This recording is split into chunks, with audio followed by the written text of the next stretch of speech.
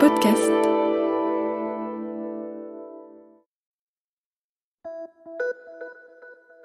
Salut, c'est Clara de l'INA. J'espère que vous avez passé un bon été. Je suis très heureuse de vous retrouver dans La vie d'avant pour de nouvelles rencontres à travers les époques et les régions de France.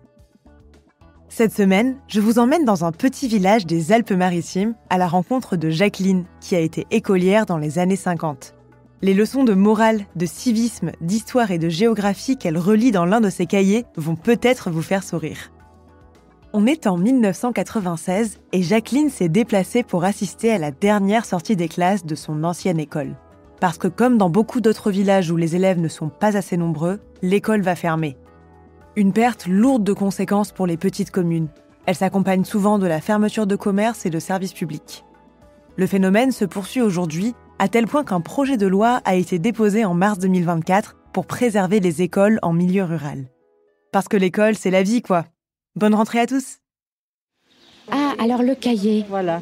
Alors voyez, attendez. novembre 1950, ça fait 46 ans ce cahier-là. Blanc de Nice, cahier Voilà. de classe. Voilà. Alors l'écolière police, donc la morale. Alors attendez, morale, l'écolière polie. Je serai toujours très polie avec mes petites camarades. Je leur dirai bonjour au début de la journée ou lorsque je les rencontrerai en promenade. Jamais je ne leur dirai de mots grossiers, jamais je ne me moquerai d'elles et jamais je ne leur donnerai de surnoms. Alors voilà, vous voyez. Ah, oui, Oui, vous ouais. écriviez très très bien. Voilà, alors très bon travail. Mon père qui avait signé. Il fallait que tous les samedis le cahier était signé. Avec la frise. Avec la frise, voilà. Eh oui, la Renaissance, la retraite de Russie, la récitation.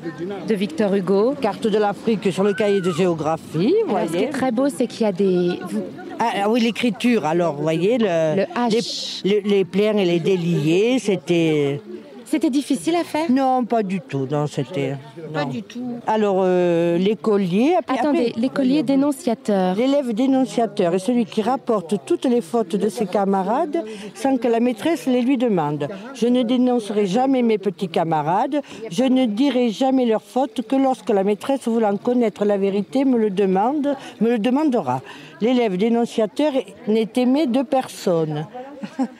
Il y a une où il y a la gymnastique que j'ai vue, attendez. Alors voilà, dictée, grammaire, là, il y avait composition. Le bon camarade. Hygiène, Ah oui. arithmétique.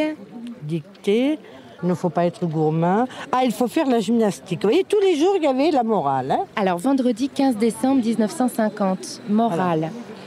Il faut faire de la gymnastique. Faire de la gymnastique, c'est faire des mouvements, le plus souvent au grand air, pour nous rendre souples, fortes, agiles et adroites. La maîtresse corrigeait en rouge. Ah oui, voilà, les très bien et les... Hygiène. Ah, voilà, tout ça. Hygiène, vous voyez. Vous voyez, prendrez soin de votre corps. Je voilà. prendrai soin de mon corps. Je le tiendrai toujours très propre. Je ferai de la gymnastique et je jouerai au grand air.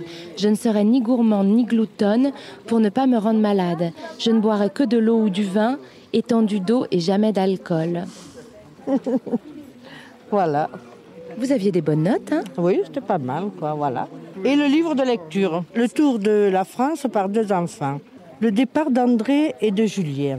Rien ne soutient mieux notre courage que la pensée d'un devoir à remplir. Par un épais brouillard du mois de septembre, 2 enfants, 2 frères, sortaient de la ville de Plasbourg, en Lorraine. Ils venaient de franchir la grande porte fortifiée qu'on appelle Porte de France. Chacun d'eux était chargé d'un petit paquet de voyageurs, soigneusement attachés et retenus sur l'épaule par un bâton. Tous les 2 marchaient rapidement sans bruit. Ils avaient l'air inquiets. Malgré l'obscurité déjà grande, ils cherchèrent plus d'obscurité encore et s'en allèrent cheminant à l'écart le long des fossés.